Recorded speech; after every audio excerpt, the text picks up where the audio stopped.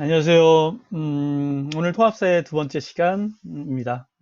오늘부터 본격적으로 수업을 시작할 텐데요. 여러분께 지난 시간에 말씀 못 드린 게 있어서 말씀을 좀 드릴게요.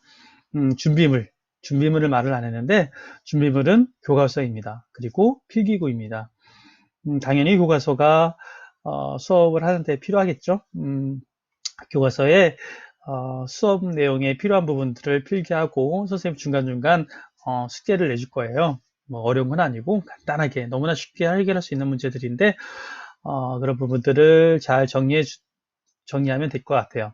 그렇게 정리를 잘하면 당연히 시험을 공부하는데 학습하는데도 도움이 되겠지만 특히 학교 생활 기록부에 교과 세부 특기사항란에 잘 여러분들의 학습 활동 태도를 비록 온라인 수업이지만 이렇게 성실하게 교과서에 필기하면서 열심히 했다는 것을 아주 선생님이 성실하게 한문만큼 작성해 주도록 하겠습니다.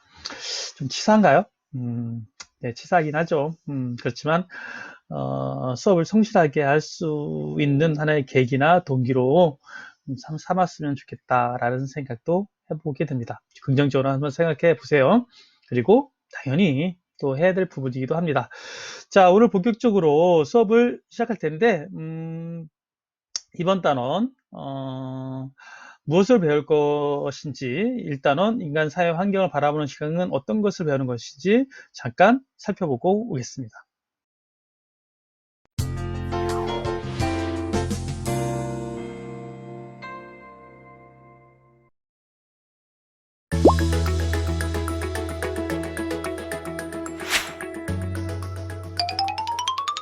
세계 사람들은 다양한 모습만큼이나 다양한 관점으로 인간의 삶과 사회를 바라보고 있습니다. 하지만 우리는 모두 행복한 삶을 원하고 행복하게 살기 위해 다양한 노력을 하고 있죠. 이 단원에서는 인간과 사회, 환경을 바라볼 때 어떤 시각을 가져야 하는지 알아보고 시대와 지역에 따른 행복의 기준이 어떠했는지, 진정한 행복이란 어떤 것인지 공부해 봅니다. 그리고 행복한 삶을 실현하기 위해서는 어떤 조건이 필요한지 생각해 봅시다.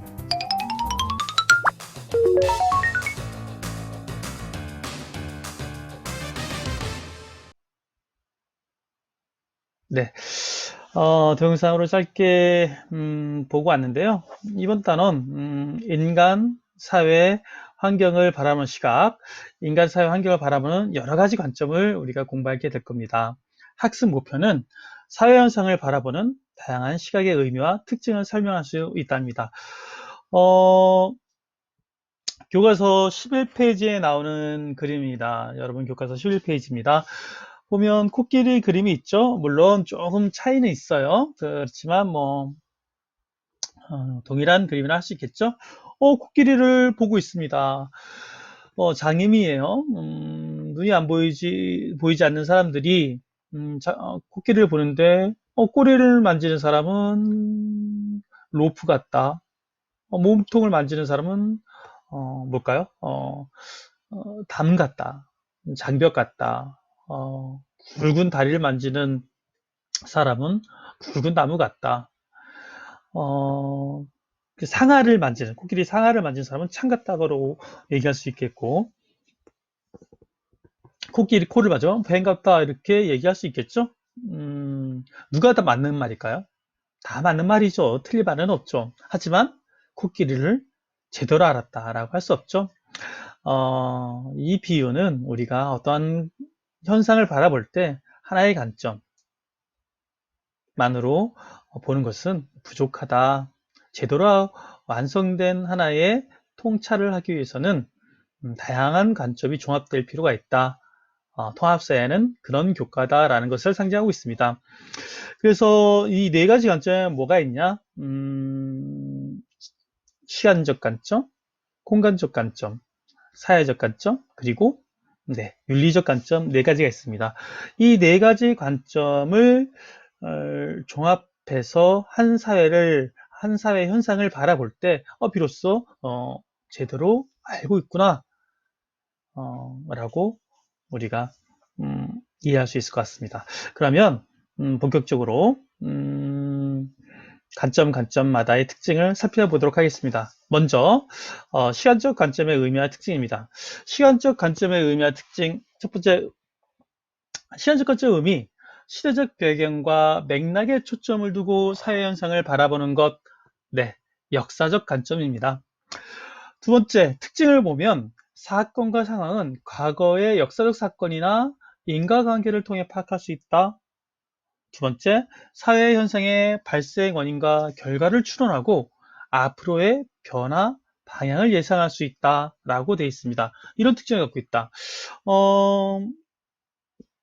숙제 하나 낼까요?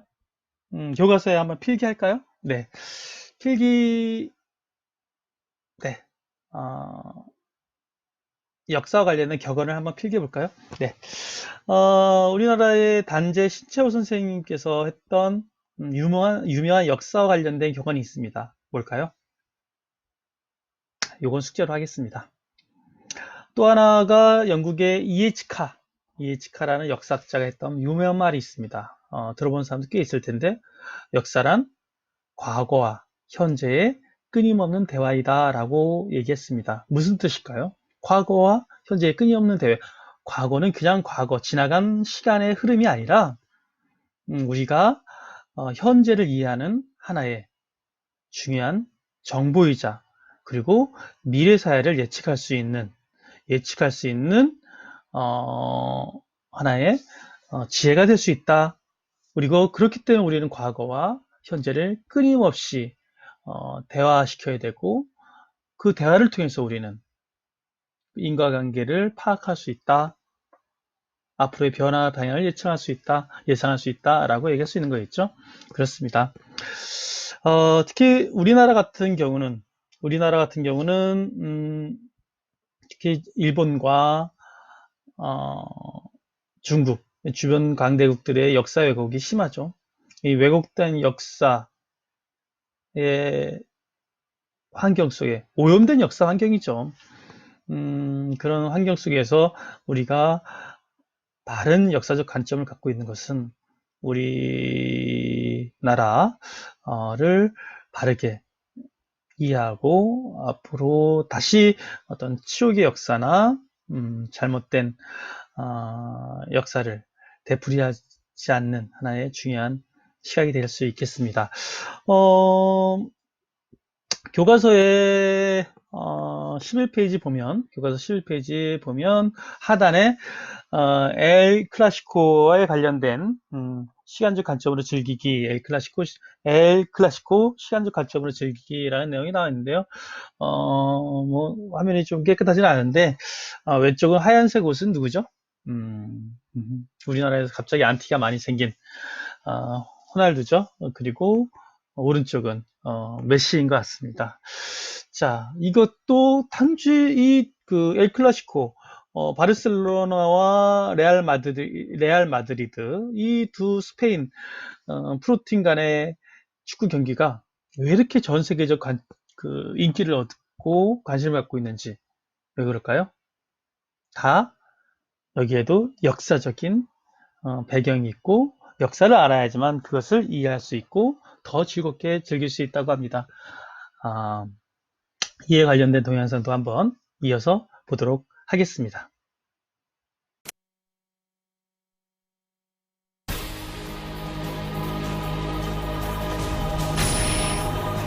전 세계 5억 명의 시청자가 그들의 플레이에 울고 웃고, 매 경기 9만 명 이상의 관중수를 기록하며 전 세계를 떠들썩하게 만드는 최고의 라이벌 레알 마드리드와 FC 바르셀로나.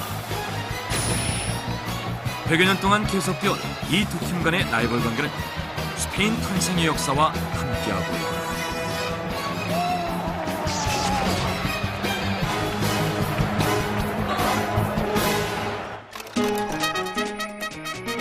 정열의 나라, 태양과 투, 그리고 플라멩고의 나라로 알려진 스페인은 카스티아, 아라곤, 카탈루냐, 바스크 등의 국가들이 오래도록 독자적인 문화를 발전시켜온 나라였다.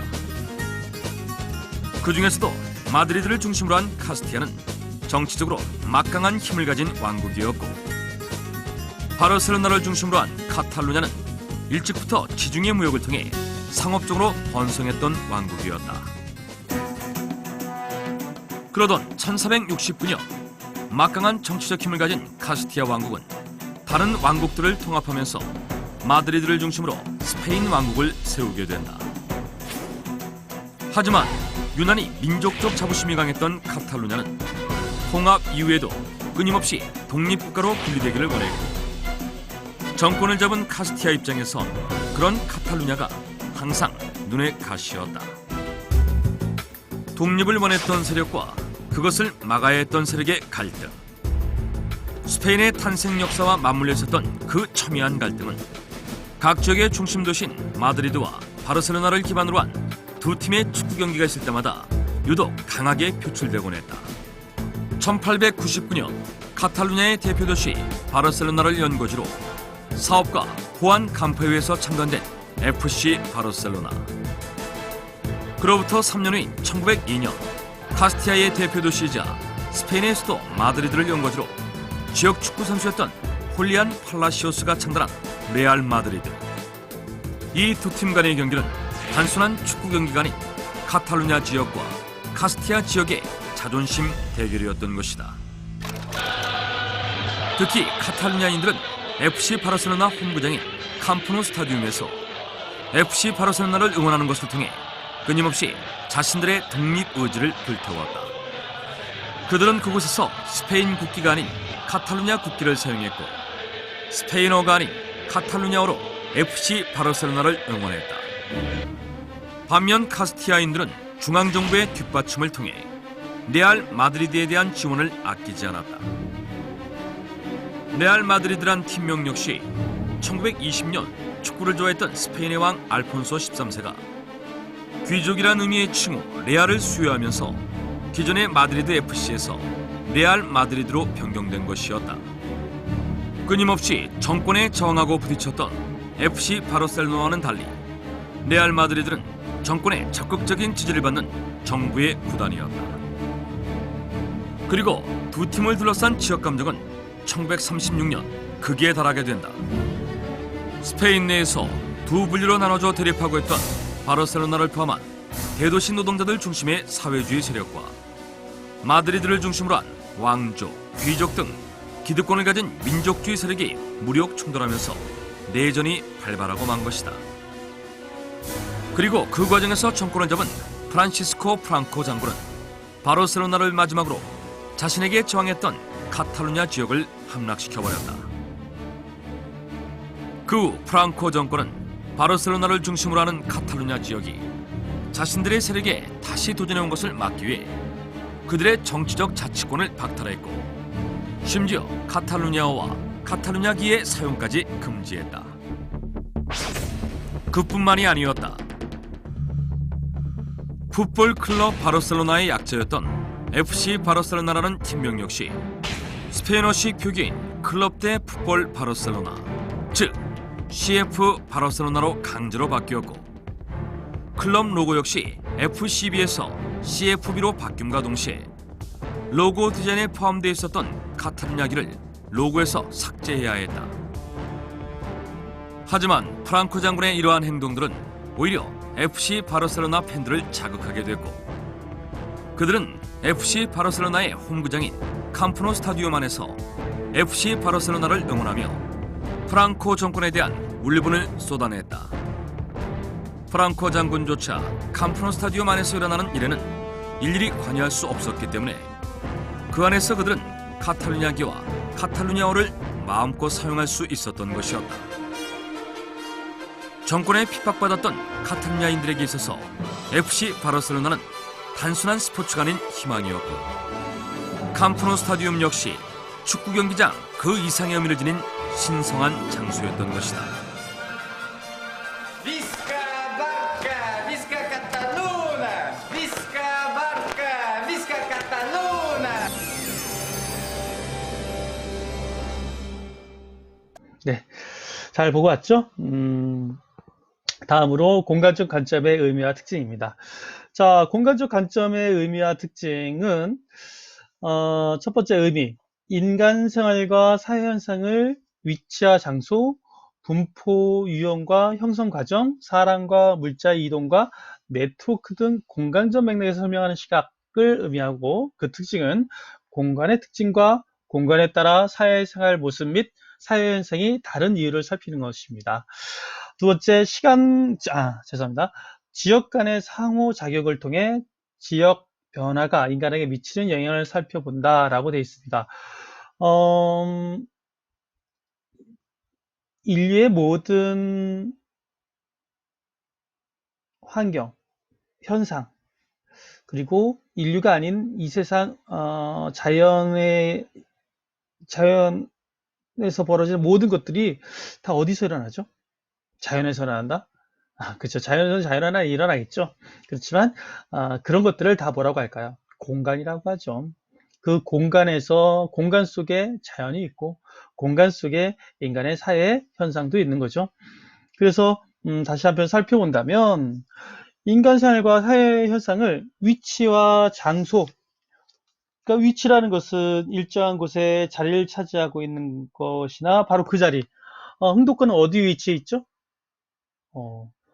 기흥구에 영덕동에 있다 이렇게 할 수 있고, 장소라는 것은 뭐냐면 일상적으로 생활하는 지표 공간으로 어떠한 일이 일어나거나 이루어지는 것, 수업이 일어나는 위치 이렇게 하기보다는 수업이 일어나는 장소죠. 우리들이 일상이 일어나는 의미 있는 공간을 장소라고 하고, 어떠한 단순한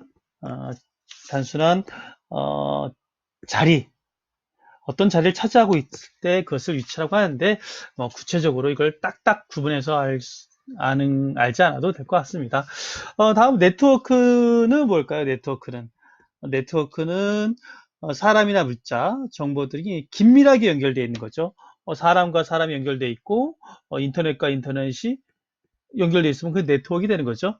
그죠? 이런 네트워크는 공간적 맥락에서 설명하는 것, 그런 것들이 바로 공간적 관점의 의미가 되겠고, 특징적으로는 그에 따라서 어떻습니까? 공간의 차이에 따라서 생활 환경의 차이가 나타나기도 하죠. 예를 들면 교과서에 나오는 한 장면을 본다면, 교과서 12페이지죠. 12페이지 보면 네덜란드의 자연환경과 전통 신발을 보면, 네덜란드는 유명하죠. 무엇이? 해수면이 지표보다 높은 걸로 유명하죠. 그러니까 국토가 해수면보다 낮은 저지대 국가이다 보니까 신발이 우리나라 비 올 때 신는 신발인, 그죠? 남학신처럼 생긴 신발을 신고 다니게 되는 거죠. 그런 신발을 뭐라고 한다? 클로그라고 한다라고 합니다. 자, 뭐 이것뿐이겠습니까? 사실 우리나라가 남과 북이 분단돼 있죠. 분단된 것도 사실은 그 중국, 러시아 같은 대륙 세력과 미국과 일본이라는 해양 세력이 어떨까죠? 충돌하는 그 반도에 위치하기 때문에, 한반도에 위치하고 있기 때문에 어떤 주변 강대국의 갈등 속에서, 이권 다툼 속에서 우리나라가 분단이 되기도 했고, 이런 나라가 우리나라뿐만 아니라 뭐 중동이나 이런 나라들도 지하자원이 많지만 그 지하자원으로 인해서 끊임없이 전쟁이 일어나는 그런 문제가 발생하죠. 이런 공간적인 문제가 어떤 사회 현상을 이해하는 중요한 관점이 될 수 있습니다. 공간 안에는 어떤 위치나 장소, 네트워크도 있지만, 뭐 우리가 흔히 말하는 지리교과와 관련된 특징, 지리 시간에 배우는 거 뭐가 있었죠? 기후적인 특징, 또 지형적인 특징, 지하 자원의 분포, 이런 것들에 의해서 사회 현상이 나타나기도 하는 거 충분히 알 수 있겠죠? 네, 그렇습니다.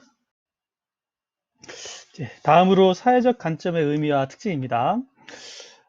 사회적 관점의 의미와 특징, 의미부터 보겠습니다.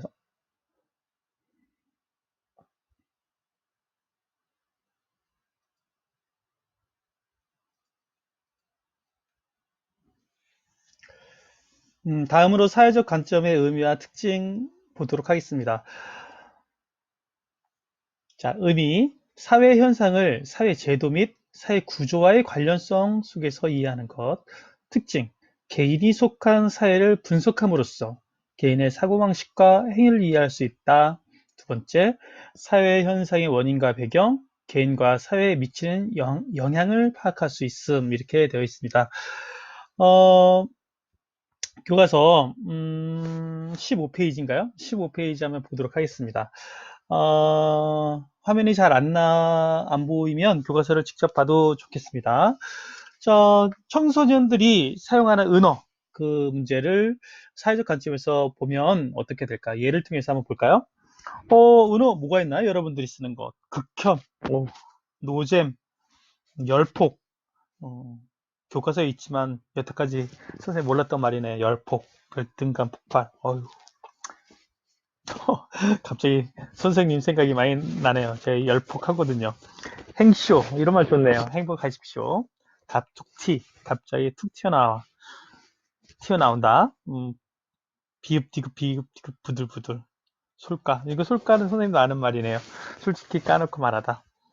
버카충, 버스카드 충전. 예, 여러 말들이 있는데, 이런 신조어가 있죠. 선생님 아들이 하나 있는데, 아들도 이런 신조어를 많이 해서, 참 의사소통에 어려움이 있습니다. 이 은어 사용에 대해서 왼쪽에 남자, 안경 쓴 남자와 오른쪽에 여자가 바라보는 관점이 다르죠. 글씨가 작아서 보일지 모르겠지만 교과서를 본다면 13페이지입니다.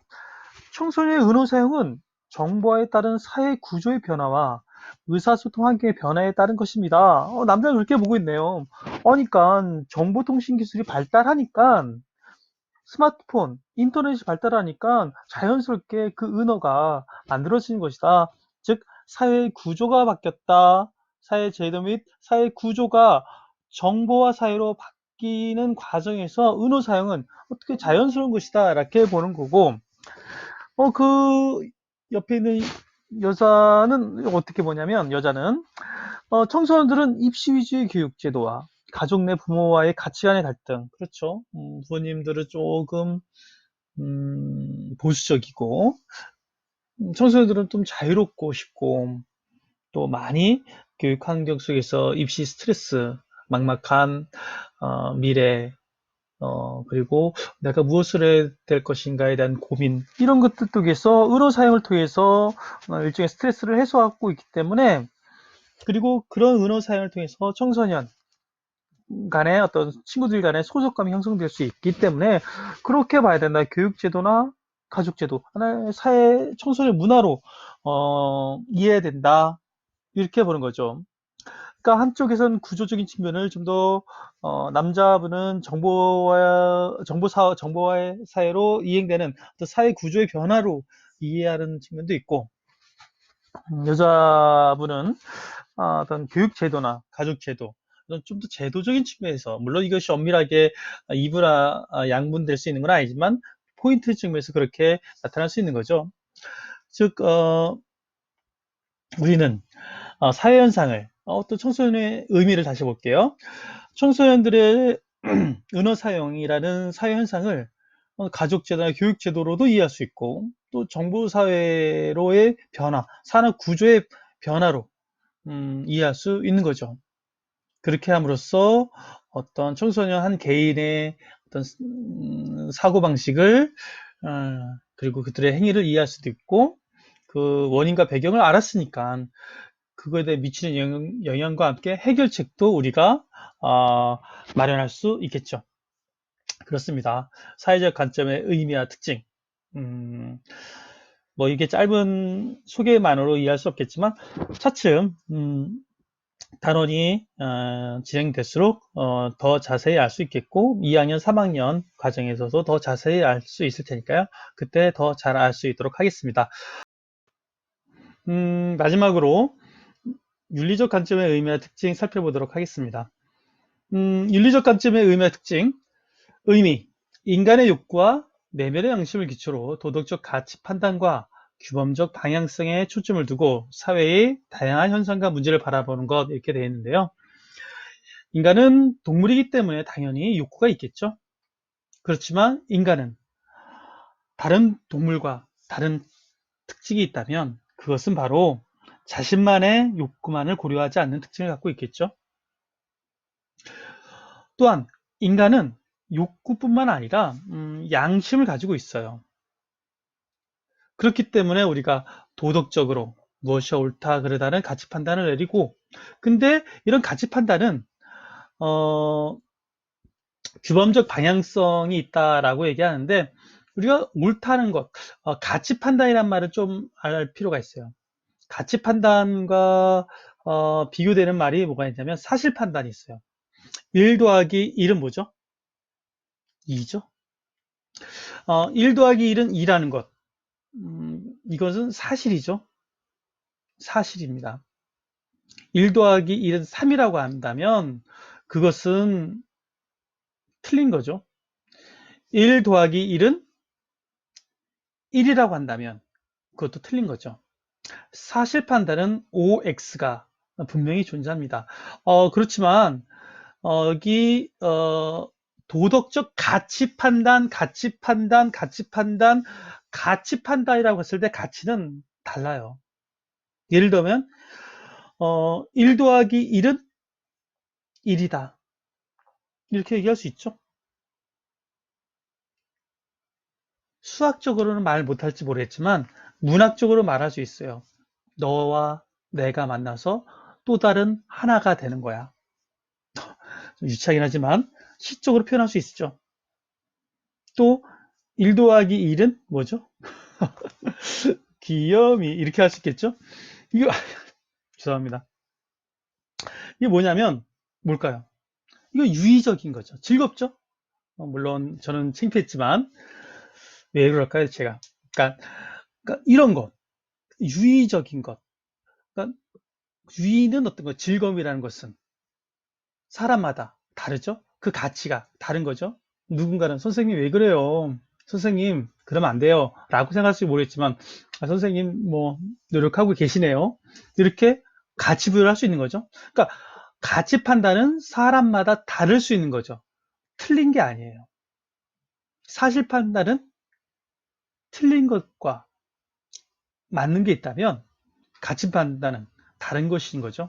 도덕적 가치 판단. 그래서 도덕적 가치 판단은 옳고 그름, 규범적 방향성. 규범이라는 것은 옳고 그름, 규범적인 방향성이 있어요. 어떤 방향을 추구하냐. 두 번째 특징을 넘어간다면 자연스럽게 욕구의 기초에서 옳고 그름을 추구하는 그런 규범적 방향성을 추구하냐? 아니다. 욕구와 무관한 양심 그 자체에 따라서 옳고 그름이라는 규범적 방향성을 추구하냐? 이렇게 달라질 수 있어요. 예를 들면 모든 사람들은 욕구가 있죠. 여러분도 욕구가 있고 저도 욕구가 있어요. 있어서 그 모든 사람들은 그 어떤 사람이라도 욕구가 있어요. 과거에 살았던 사람, 미래에 살 사람도 마찬가지로 다 욕구가 있어요. 그 사람들의 욕구는 어떤가요? 있지만 다르죠. 분명히 욕구는 있지만 다른 거죠. 그 다른 욕구들이 존재하는 가운데 한 사람의 특정 소수의 욕구만을 추구하는 것은 옳지 않죠. 그건 이기적이거나 특권적인 거죠. 그런 것은 윤리적이지 않은 거죠. 최대한 많은 사람들이 행복할 수 있도록, 최대 다수가 최대 행복할 수 있도록 자신뿐만 아니라 타인의 욕구를 고려하여 행동하는 기준을 세우는 것, 그것이 욕구에 기초한 관점이다. 10사람 중에 한 사람이 행복한 것이 아니라 10사람 중에 9사람이 행복하다면 10사람 중에 10사람 중에서 9명이 행복하다면 그것이 한 사람이 행복한 것보다 옳다. 그것이 규범적으로 옳고 규범적 방향성은 그렇게 가야 된다라고 하는 것이 하나의 윤리적 특징이 될 수 있겠죠. 그렇지만 다음으로 양심에 기초한 관점. 욕구와는 상관없다. 시간과 공간을 초월해서 보편적인 윤리를 강조하는 관점인데요. 개인의 양심에 따른 판단을 존중하고 양심에 어긋나는 행동을 강요하지 않는 거죠. 예를 들면 이런 거죠. 10명이 있습니다. 10명이 있는데 좀 극단적인 얘기긴 한데 9명이 몸이 아파요. 근데 살고 싶은 욕구가 있죠. 이 9명이 한 사람의 장기를 다 이식받으면, 각각 다른 장기를 이식받으면 살 수 있어요. 그래서 9명이 건강한 잘못 없는 한 사람을 죽여서 희생시켜서 그 장기를 이식받아서 행복하다면 10명 중에 9명이 건강해지고 한 사람은 희생당하고, 그렇게 되면 최대다수 최대 행복은 만족할 수 있겠지만 과연 윤리적인 행동이라 할 수 있을까요? 윤리는 단지 욕구의 문제가 아니라 양심의 문제다라고 어떤 규범적인 방향성을 정할 수 있겠죠.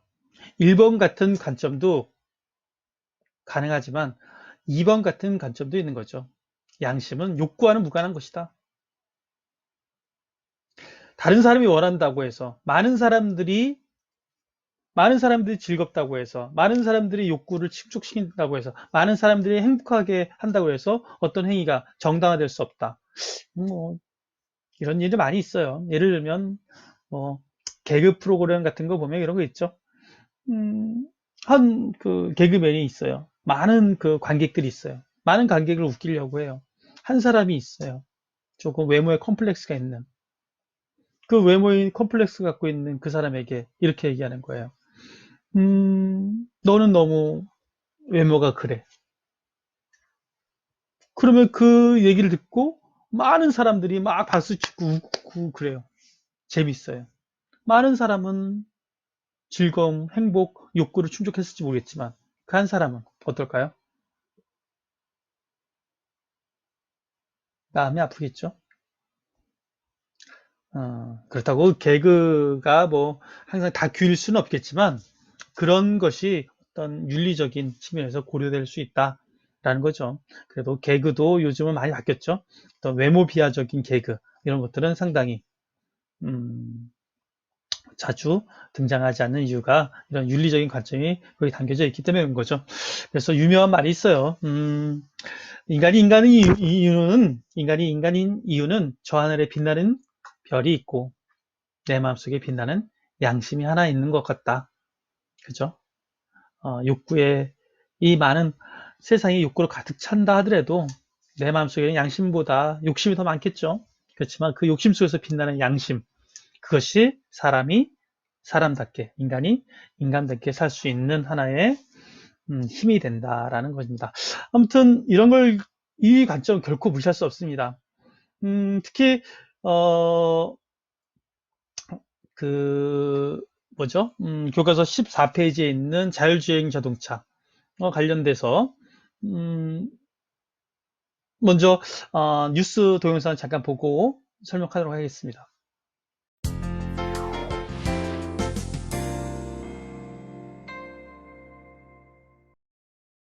방금 무인 자동차 언급이 됐습니다만 이제 기술적으로는 이 무인차 사실상 완성 단계라고 합니다. 새롭게 대두되는 건 윤리적 문제인데요. 이를테면 이런 겁니다. 돌발 사고 상황에서 운전자를 살릴 거냐 아니면 보행자를 살릴 거냐 하는 딜레마인데요. 로스앤젤레스에서 이준 특파원이 보도합니다. 인공위성의 레이더와 차량의 360도 카메라를 이용해 주행하는 구글의 무인 자동차입니다. 구글은 2017년 상용화를 선언했습니다.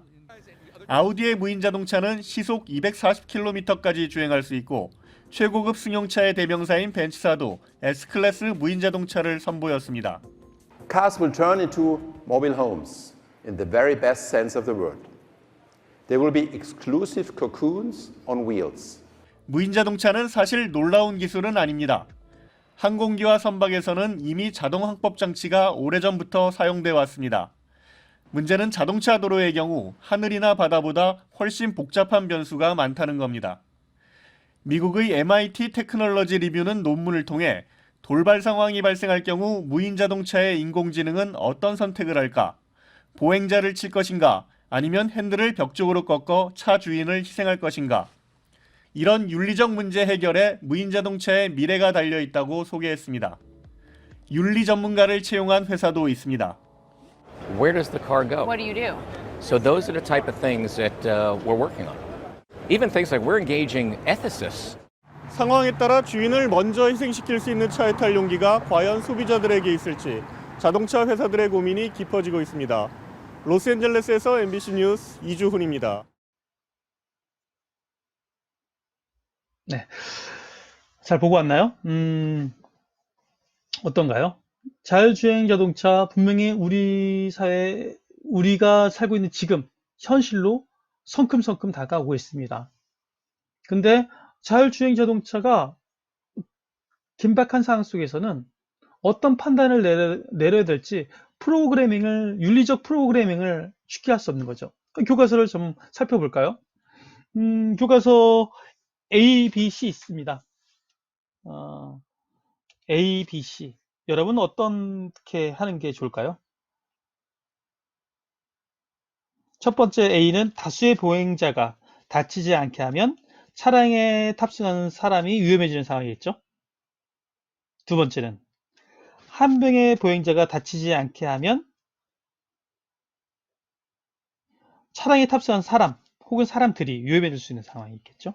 세 번째는 다수의 보행자가 다치지 않게 하면 한 명의 보행자가 위험해지는 상황. A, B, C. 어떤 상황을 자율주행 자동차는 선택하고 여러분이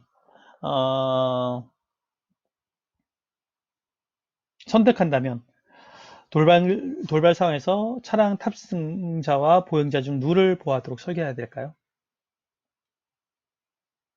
그렇죠?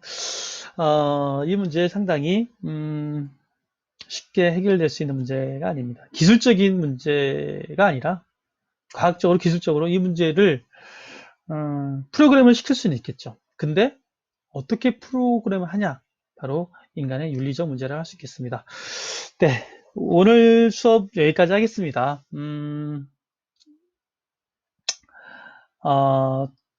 통합사회를 이루는 네 가지 관점, 그죠? 인간 사회 환경을 바라보는 네 가지 시각, 인간 사회 환경을 바라보는 네 가지 시각, 시간적, 공간적, 사회적, 윤리적 관점이 있는데 아주 기본적인 내용입니다. 어렵다 생각하지 마시고 교과서 한번 차근차근 다시 한번 보시면서 정리하면 좋겠습니다. 그래요. 다음 시간에